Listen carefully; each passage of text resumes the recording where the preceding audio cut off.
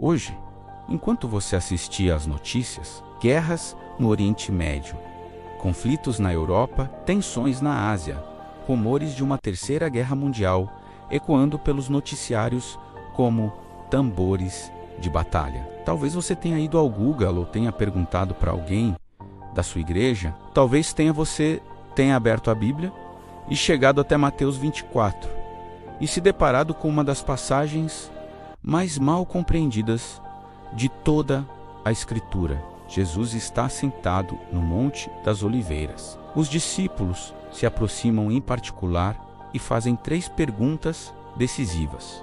Quando será isso? Qual será o sinal da tua vinda? E qual será o sinal do fim do século? E Jesus responde algo que, à primeira vista, parece desconcertante. Ouvireis guerras e rumores de guerras. Vede que não vos perturbeis, porque é necessário que tudo isso aconteça, mas o fim ainda não é chegado. Mateus 24, 6, espera. O fim ainda não é chegado? Então, para que servem as guerras? Para que servem esses sinais?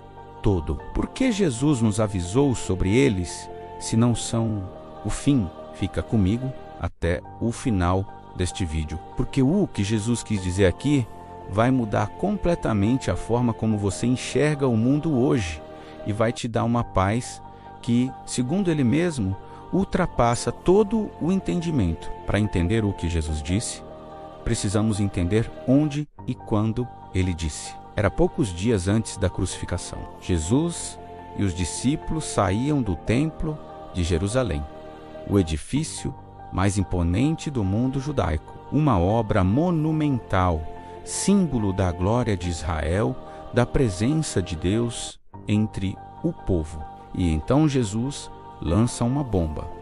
Em verdade vos digo que não ficará aqui pedra sobre pedra que não seja derrubada. Mateus 24, 2. Os discípulos ficaram em choque. O templo destruído. Impossível. Aquilo era inimaginável para um judeu do século I. Era como dizer que o céu iria cair. Então, eles vão até ele em particular e fazem aquelas 3 perguntas que mencionei. E aí começa o chamado Discurso do Monte das Oliveiras, o maior sermão profético que Jesus jamais pronunciou. Repare que os discípulos queriam datas, queriam um calendário, queriam uma agenda profética precisa e previsível. Mas Jesus não deu isso a eles. Em vez disso, ele deu algo muito mais valioso: sabedoria para interpretar os tempos e coragem para viver neles. Veja o que Jesus disse logo após falar das guerras: levantar-se-á nação contra nação, reino contra reino. Haverá fomes e terremotos em vários lugares. Mas tudo isso é o começo das dores. Mateus 24, 7, 8. O começo das dores. No grego original, a palavra usada aqui é din, que literalmente significa dores de parto. As contrações que antecedem o nascimento de um bebê. Pense nisso por um momento. Quando uma mulher grávida entra em trabalho de parto, as contrações começam. A primeira contração é dolorosa, mas ela sabe que aquilo não é o fim. É o sinal de que algo está vindo. É o aviso de que um novo ser está prestes a entrar no mundo. As contrações ficam mais frequentes, mais intensas, mais próximas umas das outras. E então vem o bebê. Jesus usou exatamente essa imagem para descrever os tempos que antecedem o seu retorno. Guerras, fomes e terremotos, perseguições, não são o fim. São as contrações do novo mundo que está por vir. São os sinais de que o reino de Deus está se aproximando. Por isso ele disse: não vos perturbeis, não porque a dor não seja real, mas porque a dor tem um propósito. A dor tem um destino. Nenhuma mãe, no meio das contrações, desiste de ter o filho. Ela respira fundo, aperta a mão do acompanhante e persevera porque sabe o que está chegando. É exatamente isso que Jesus quer de nós. Agora vem uma das perguntas mais honestas que podemos fazer. Mas por que Jesus não simplesmente nos disse quando seria? Pensa bem, se ele quisesse, poderia ter dado a data exata. Poderia ter dito, no ano 2027, no mês de outubro, isso vai acontecer. Acabaria com toda a especulação, toda a ansiedade, toda a confusão. Mas ele não fez isso. E há razões profundas para esse silêncio. Você já viu o que acontece quando alguém prevê uma data para o fim do mundo? As pessoas largam empregos, abandonam famílias, vendem tudo e quando a data passa, ficam destruídas na fé. Não é coincidência que toda a grande heresia profética da história cristã tenha começado com alguém que acreditava saber a data exata. Jesus sabia que a data nos tornaria preguiçosos se fosse longe demais, ou paralisados se fosse perto demais. Segunda razão, porque a incerteza nos mantém vigilantes. Logo depois do discurso do Monte das Oliveiras, Jesus conta a parábola das 10 virgens. 5 eram sábias, 5 eram insensatas. As sábias estavam preparadas com óleo suficiente, mesmo sem saber a hora exata da chegada do noivo. Depois ele conta a parábola dos talentos. O mestre foi embora e não disse quando voltaria. Justamente por isso, os servos fiéis trabalharam com diligência o tempo todo. A incerteza não é uma falha no plano de Deus. É parte essencial dele. Terceira razão, porque o próprio Jesus, na encarnação, não sabia. Isso pode parecer surpreendente, mas é bíblico. Ele mesmo declarou: mas a respeito daquele dia e hora, ninguém sabe, nem os anjos do céu, nem o Filho, senão o Pai. Mateus 2:4 e 36. Na condição humana, Jesus se esvaziou de certos atributos divinos, e isso incluía o conhecimento do momento exato do fim. Ele veio para nos mostrar como viver com fé diante do desconhecido, não como escapar do desconhecido. Agora, vamos olhar para o que Jesus listou e olhar honestamente para o mundo em que vivemos. Em Mateus 24, Jesus menciona guerras e rumores de guerras levantar-se a nação contra a nação. Vivemos num mundo onde conflitos armados nunca cessaram desde o século XX. A Segunda Guerra Mundial terminou, mas guerras regionais nunca pararam. Hoje, com mísseis hipersônicos, inteligência artificial militar e armas nucleares espalhadas por múltiplos países, o potencial destrutivo da humanidade jamais foi tão alto. Fomes. Segundo dados da ONU, mais de 700 milhões de pessoas vivem em situação de fome severa no mundo. Isso enquanto uma outra parcela da humanidade descarta toneladas de alimento por dia. Terremotos em vários lugares. Não vou entrar em debate sobre se os terremotos aumentaram ou não em frequência, porque esse debate é complexo, mas é indiscutível que o impacto dos desastres naturais nas populações humanas cresceu de forma dramática pela densidade urbana e pela vulnerabilidade de regiões inteiras. Falsos cristos e falsos profetas, porque muitos virão em meu nome, dizendo: eu sou o Cristo. Mateus 24. 5. Nunca houve tantas vozes se autoproclamando mensageiros de Deus, profetas do fim dos tempos. Apóstolos ungidos, muitas delas usando exatamente as guerras e calamidades para manipular e enganar o povo de Deus. O amor de muitos esfriará e por se multiplicar a iniquidade, o amor de muitos esfriará. Mateus 2:4 e 12.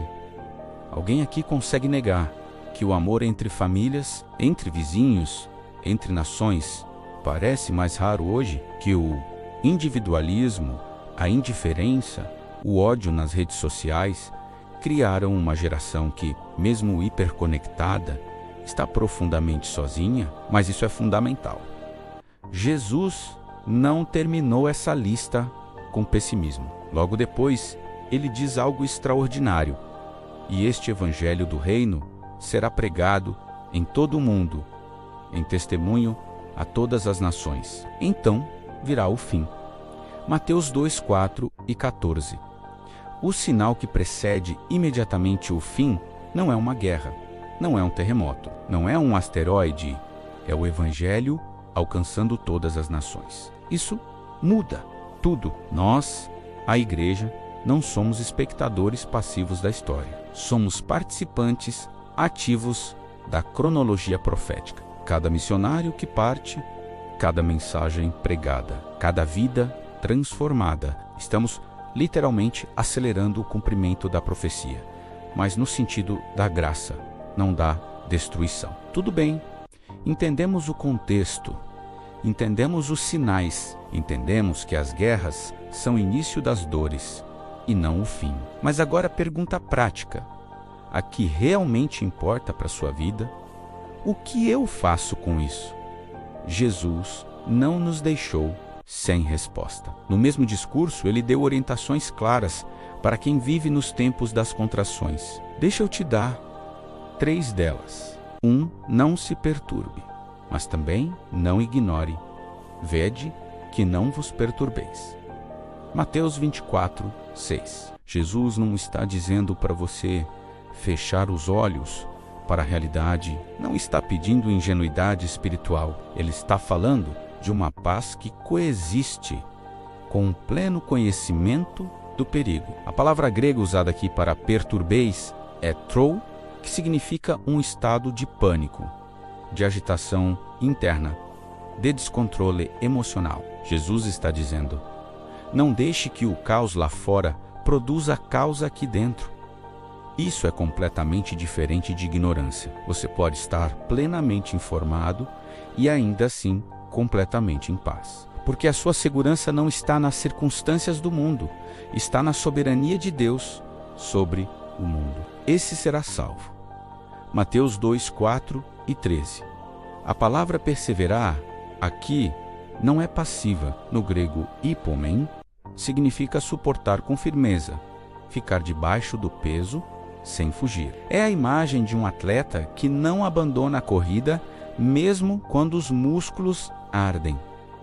Jesus não prometeu que seria fácil, prometeu que valeria a pena. Quando o mundo ao redor parece estar desmoronando, a tentação é desistir da fé, abandonar a igreja, deixar de orar, questionar se Deus ainda está no controle. Mas é exatamente nesses momentos que a perseverança define quem realmente crê.